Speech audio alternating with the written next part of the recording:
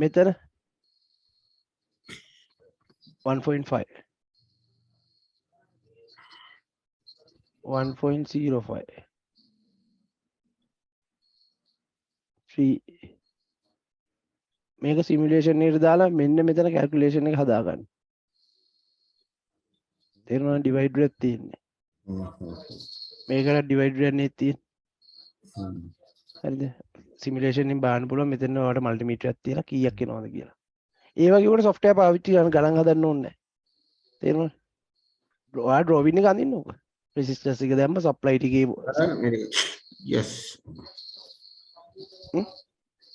එතකොට මෙන්න මේ supply දෙක අඩු වැඩි මත මේ referent එකට අනුව උත්තරේ high ද low ද වෙනව නේද? ඔව්. ඒක තේරෙනව නේද point එක? හරි වෙලා හරි මේක low වුණොත් ඒ කියන්නේ කීයද? ඒ කියන්නේ 1.2කට වඩා 3 ඒ කියන්නේ මේ pin number 3 එක අඩු වුණොත් මොකද්ද වෙන්නේ? power good එක 0 වෙනවා. තේරෙනවද? point එක තේරෙනවද? ඔව්. හරි. එහෙනම් මේ logic එක ඉගෙන ගන්න එක වටිනවා. තේරෙනවද? මේක එනවා latest board වල හම්බෙනවා මේ විදිහට comparators දාලා logic. දැන් තේරෙනවනේ comparator එකයි අපිට ඉගෙන ගන්න ඕන උනේ සහ use වෙන තැනක් මේ. හරිනේ. එහෙනම් මේක කරගෙන ඉන්න. හරිද? හරි.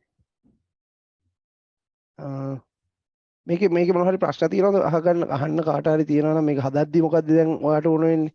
ඔයාලා voltage divider ගැන අදහස ඕන වෙනවා. හරිද? ඊළඟට comparator එක දැනගන්න වෙනවා. ඊට පස්සේ pull up pull down වලදී මොකද වෙන්නේ කියලා. මේ බෝඩ් එකේ හිටියේ නෑ සර්. ඔව්.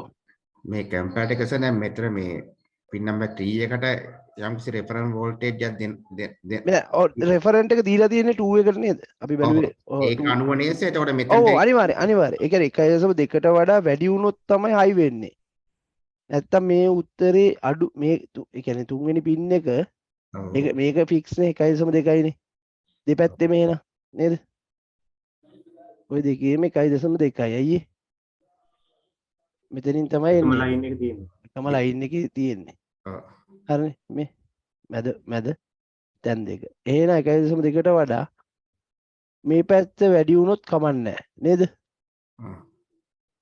එතකොට මේක රිපෙයාර් කරද්දී නම් මේ ගානක් හදන්නේ නැහැ. ඔයා බලන්න ඕනේ මෙතන ගාන වැඩිද කියලා. හයි නම් උත්තරේ ඕකේ. මේක පැත්ත අඩු වුණා තිබුණොත් එහෙනම් ඔයා යන්න ඕනේ මේකට. හරි මේක ඉස්සෙල්ලා සිමියුලේෂන් එකෙන් දාලා හැදුවාන් පස්සේ මං කියන්නම් ආපහු මේකේ වෙන්න පුළුවන් දේවල්. මේ එකක් හරි ග්‍රවුන්ඩ් වුණොත් උත්තරේට මොකද වෙන්න පුළුවන් කියලා. උත්තර දැන් කම්පැරටර් එකට වඩා සර් හයි වුණොත් නේද සර්? ඒ කියන්නේ ඔව් ඒ කියන්නේ හයි වුණොත් හරි ඉන්නකො මේක ලෝ වෙනවා කියන්නේ මොකද්ද?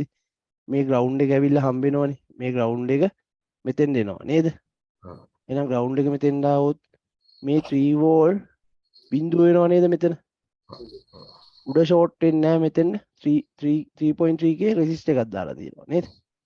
එහෙනම් 0 වුණොත් පවර් ගුඩ් එක 0. හරි. ඕකේ.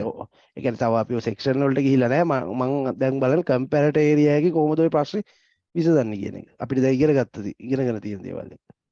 හරිනේ. එහෙනම් ඔක අඳින්න ටිකක් ඩ්‍රෝවින් එකක් විදියට පුළුවන් නම් PDF එකට අඳින්න නැත්නම් පෑනෙන් ස්කෙච් එකක් ගහලා ගාන හදන්න.